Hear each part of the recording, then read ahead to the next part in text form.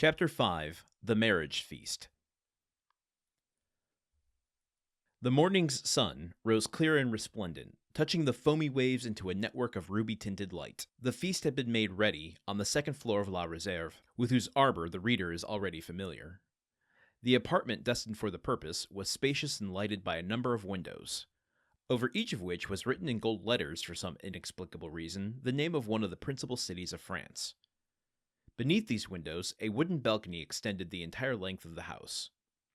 And although the entertainment was fixed for 12 o'clock, an hour previous to that time the balcony was filled with impatient and expectant guests, consisting of the favored part of the crew of the Pharaon and other personal friends of the bridegroom, the whole of whom had arrayed themselves in their choicest costumes in order to do great honor to the occasion. Various rumors were afloat to the effect that the owners of the Pharaon had promised to attend the nuptial feast, but all seemed unanimous in doubting that an act of such rare and exceeding condescension could possibly be intended. Danglars, however, who now made his appearance accompanied by Caderousse, effectually confirmed the report, stating that he had recently conversed with Monsieur Morrel, who had himself assured him of his intention to dine at La Réserve. In fact, a moment later, Monsieur Morrel appeared and was saluted with an enthusiastic burst of applause from the crew of the Pharaon, who hailed the visit of the shipowner as a sure indication that the man whose wedding feast he thus delighted to honor would ere long be first in command of the ship. And as Dante was universally beloved on board his vessel, the sailors put no restraint on their tumultuous joy at finding that the opinion and choice of their superiors so exactly coincided with their own. Welcome to Chapter 5. Gotta warn you folks, this is a long one. We're going to be talking this for at least the next 2 weeks, perhaps close to a month, so buckle up. What are we covering here in today's episode, the start of Chapter 5? We're getting ready, as the chapter title suggests.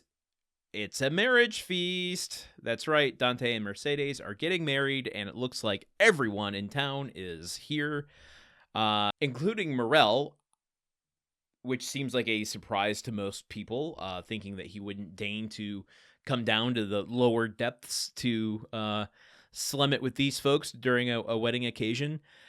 And his appearance here seems to confirm what everyone hopes, that the rumors of him making Dante captain of the Pharaon are true. So they're very excited to see Morrel here, mostly for selfish reasons, because it means that they are getting what they want. I was trying to think, though, of a proxy of Morrel attending this wedding, and I think this is just a case where social norms have so changed that, like, it's kind of hard to wrap your head around it.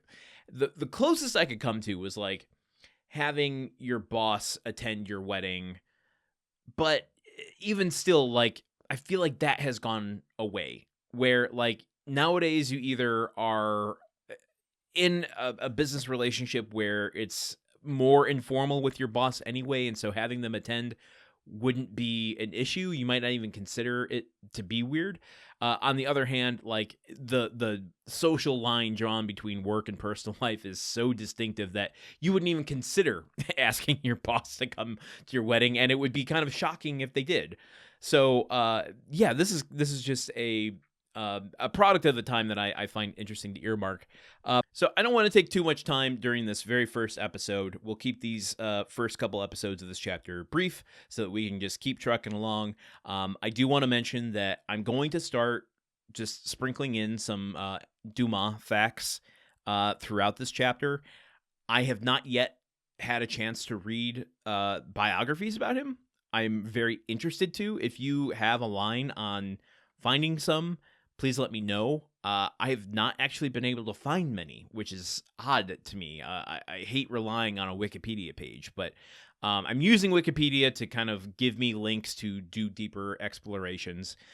So with that in mind, and as I learn more in the next coming chapters, I thought we would just start with something very superficial. What am I, and I am embarrassed to admit, this is my first experience with Dumas.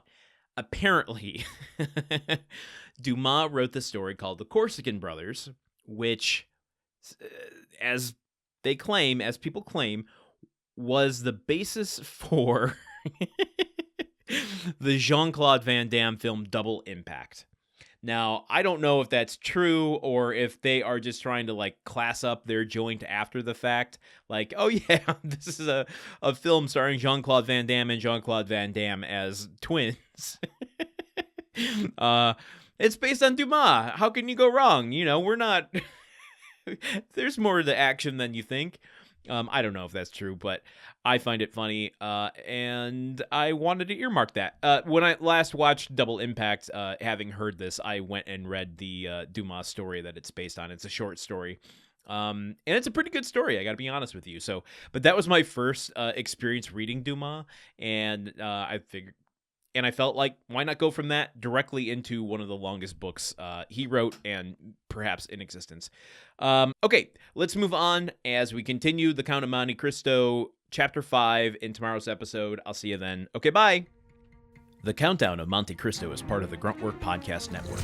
This show is produced, edited, and hosted by Landon Solano. The original text of The Count of Monte Cristo by Alexander Dumas.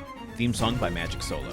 If you want to support the show and others like it, visit patreon.com/gruntworkpod. Thank you for listening. See you tomorrow.